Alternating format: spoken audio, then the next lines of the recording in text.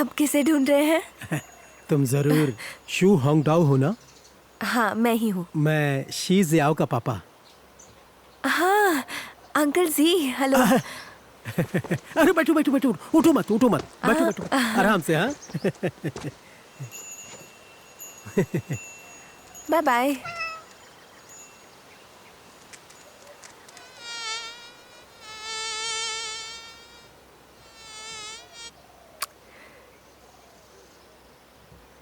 तो युवान अपनी स्कूल में अच्छे से पढ़ाई कर रहा है ना?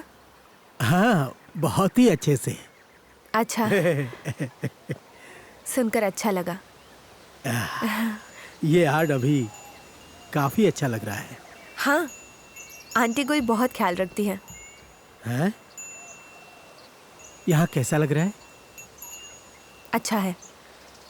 चलो कुछ महीनों के लिए ही सही, लेकिन तुम्हें बीजिंग की याद आएगी। शायद आएगी।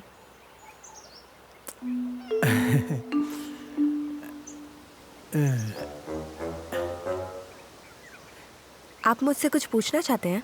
आप पूछ सकते हैं। कुछ खास नहीं, बस ऐसे ही यहाँ वहाँ की बातें। अच्छा। याओ की दादी कहती है कि याओ तुम्हारी हर बात मानता है। अरे नहीं, ऐसा बिल्कुल भी नहीं है। हम दोनों हमेशा बिजनेस की ही बात करते हैं। क्या बात है, मुझे इस सिलसिले में बात करनी है। तुम मुझे कुछ आइडियाज दे सकती हो? हाँ, आप पूछिए ना। देखो, यूमियाओ एक गांव है। नौजवान जो पढ़ाई में अच्छे हैं वो शहर चले जाते हैं। जो लोग पढ़े लिखे नहीं हैं लेकिन समझदार हैं, वो गाड़ी खरीदेंगे और कारोबार करने के लिए शाओंगलैंग चले जाएंगे। शिजियाओ, ओल्ड टाउन या दूसरी जगहों पर जाएंगे। लेकिन इतने छोटे से गांव में अगर हम चिल्लाएंगे भी तो कुछ लोग सुनेंगे। आपने सही कहा, लेकिन मुझे ऐसा लगता है कि हम फर्क ला सकते हैं, क्योंकि जो शहर है वो भी एक जमाने में गांव ही हुआ करता था। धीरे धीरे ही वो भी शहर बना है ना? बिल्कुल, जैसे हम बाजार से कुछ होलसेल फूल खरीदते हैं।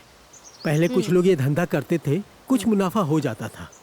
लेकिन जब बड़ी दुकान खरीदते हैं तो ज्यादा कमाई और ज्यादा कस्टमर्स। अगर हमें सामान खरीदने के लिए अच्छी जगह मिले तो हम जिससे फूल खरीदते हैं तो हमें अच्छे दाम में बढ़िया से बढ़िया फूल देगा। तुम्हारी बड़ी दुकान है ना, तो कारोबार बढ़ाने के लिए ज्यादा बिक्री, ज्यादा कस्टमर्स और ज्यादा पैसे कमा पाओगे। छोटे छोटे दुकान जो अभी खुले हैं वो बड़ी दुकानों से मुकाबला कैसे कर सकते हैं? हाँ, बिल्कुल सही कहा है ना? लेकिन मुझे ऐसा लगता है हम इस तरह नहीं सोच सकते हैं। देखिए, ऐसा है कि दुकानें वही सामान खरीदती हैं, लेकिन टूरिस्ट रिसोर्ट्स में हर जगह की एक अलग ही बात होती है ना? ठीक है, उनकी बात अलग है, चलो रहने दो। अब या को ही ले लो। उस वक्त उसकी माँ बड़े शहर में काम करने जाती थी ताकि वो अच्छे से पढ़ लिख सके। ऐसा करना पड़ा वरना गरीब रहेंगे। याओ का नसीब चमका और उसे बीजिंग के कॉलेज में एडमिशन मिला। उसे एक अच्छे पगार वाली नौकरी भी मिली। लेकिन वो वापस आया और उसने अपना सारा पैसा निवेश किया और ऊपर से लोन भी लिया। वो फिजूल में बस पैसे उड़ा रहा है। शहर में बस दिखाई देती है लेकिन यहाँ नहीं। इस छोटे से गांव में टूरिस्ट भी नहीं आते। हाँ, सही कहा है ना?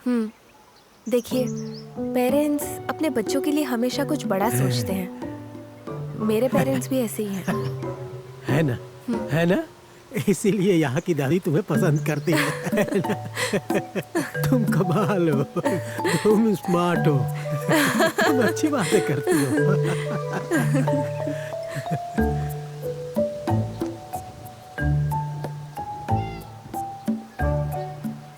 अंकल, हाँ। वैसे आपने ये सब शिकायत करने के लिए कहा या इसलिए कि मैं उसे बीजिंग जाने के लिए मना सकूं?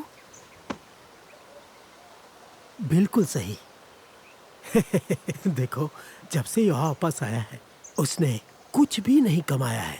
सबकी मदद करने में लगा हुआ है, अपना समय बर्बाद कर रहा है। अब बताओ, शे हेशुन के वर्कशॉप से उसे क्या लेना देना है?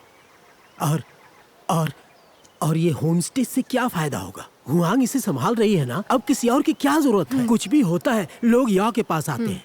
ये गलत है कि नहीं? बिल्कुल, लेकिन याओ ने काफी निवेश किया है ना? अब फाइनली जब सब कुछ बन चुका है, तब अगर वो जाएगा तो उसकी मेहनत बेकार हो जाएगी। वो इन्हें बेच सकता है ना। लेकिन जो भी संभालेगा, क्या वो समझ पाएगा कि याओ ने कितनी मेहनत की है? बताइए।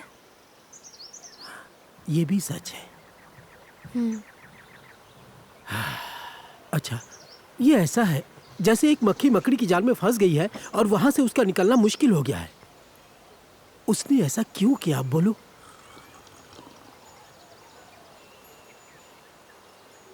अंकल जी, क्या आप मेरी कहानी सुनना चाहेंगे? हाँ। तो सुनिए। जब मैं ग्रेजुएट हुई, मैंने बीजिंग में नौकरी करना शुरू किया। वहाँ पर होटल इंडस्ट्री में बहुत काम है। जब कभी कस्टमर्स मुझे थैंक यू बोलते थे, मुझे लगता था मैंने कुछ खास किया है, ठीक है? लेकिन ज़्यादातर समय मैं मन से काम करती थी। मैंने काफ़ी सालों तक काम किया और दूसरों की तरह मैं भी गाड़ी और घर खरीदना चाहती थी, पैसे कमाकर अच्छे से जीना चाहती थी। इस तरह मैं बीजिंग में सेटल हो सकती थी और जब मैं अपने गांव जाती तो मेरे रिश्तेदारों को लगता कि मैं बहुत कामयाब हूँ और बहुत समझदार भी, और मुझे देखकर आगे की पीढ़ी भी अच्छे से पढ़ेगी लिखेगी। वाह हाँ? वाह। लेकिन मैंने कभी नहीं सोचा कि क्या सच में मुझे इस तरह की कामयाबी चाहिए? क्या मैं जिंदगी में यही चाहती थी? एक और बात देखिए, अगर मेरे पास सिर्फ 3 महीने बचे हैं, उसके बाद ये दुनिया छोड़ दूंगी, तो मैं क्या करना चाहूंगी?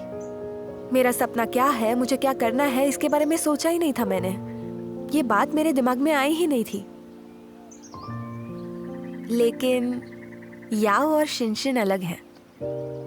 उन दोनों का एक मकसद है और वो दोनों उसके लिए लड़ रहे हैं। मुझे उनसे जलन भी होती है और प्रेरणा भी मिलती है।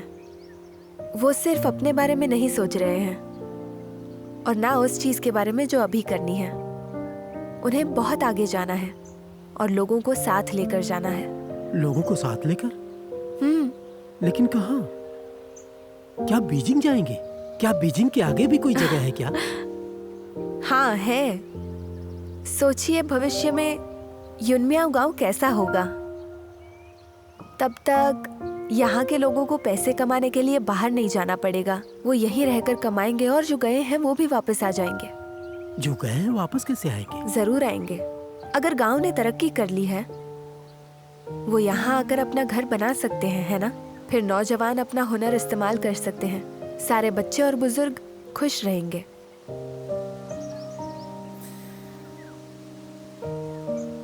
अंकल, आपने और याओ की मम्मी ने उसकी पढ़ाई के लिए इतनी मेहनत की है और उसकी जिंदगी बदली है। अब वो पैसे और समझदारी के साथ लौट कर आया है दूसरों की जिंदगी बदलने के लिए। जिस वजह से आप गए थे, उसी वजह से वो वापस आया है। आपको नहीं लगता आपको उस पर भरोसा करना चाहिए और बढ़ावा देना चाहिए? हाँ?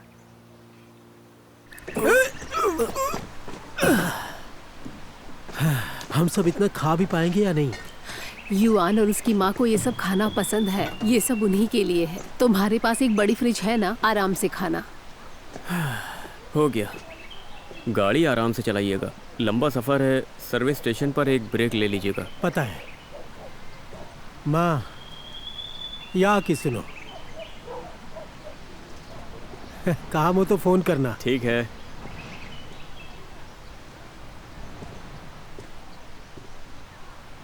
लगे रहो।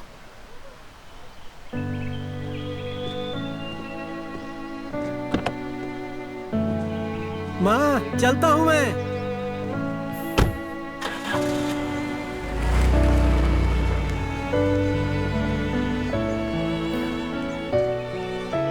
क्या तुम्हारे पापा ने तुमसे कुछ बुरा भला कहा?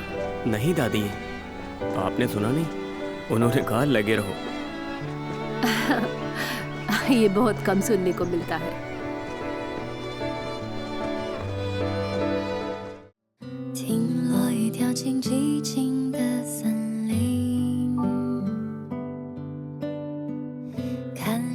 指甲缘上